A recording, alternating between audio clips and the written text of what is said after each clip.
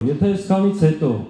այսօրվա իշխանությունը կարողանա մեկ անգամ ևս մեր ժողովրդին խաբի եւ վերարտադրվի, ինչ հետևանքներ ունենալու, այսինքն այս իշխանության վերարտադրության հետևանքները ինչ են լինելու։ Նախ սա կնշանակի, որ այն պարտությունը, որ ունեցել ենք այն կորուստները, սա ամբողջությամբ կլեգիտիմացվի, եթե այս պարտություն, պատերազմ բերած իշխանությունը նորից կարողանա վերարտադրվի, եւ երկրորդը այլևս մեր կորուստները լինելու են անդառնալու։ Եվ ինչ է սա նշանակում։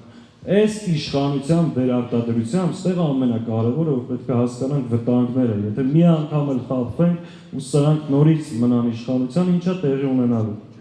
Պարզ տեղի ունենալու հետևյալը. կանանչ լույս է բացվելու Ադրբեջանի համար նոր տարածքային զիջումների։ Սահմանագծման, սահմանազատման անվան տակ Հայաստանից հանձնելու են նոր տարածքներ։ Հիմնական գաղափարախոսության հենքը փորձելու են դարձնել խաղաղությունը։ Խաղաղություն, եկեք մեզ ընտրեք, խաղաղություն կբերեն, խաղաղություն արդեն եկել է, դուք տեղյակ չեք։ Ժողովուրդ, այս նույն բանը 21 թվին ձեզ ասել է։ 21 թվականին ինքը եկել ասել է, ընտրեք ինձ,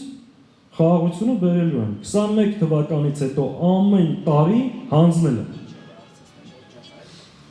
21 թվին ընտրվելուց հետո Գորիսկապան ճանապարհն է տվել, 22 թվականին Ադրբեջանը մեկօրյա պատերազմ ա եղել, տվել է, այսինքն այսօր Վարդենիսում է Ադրբեջանի զորքերը Սյունիքում ու Ջերմուկում, 23 թվականին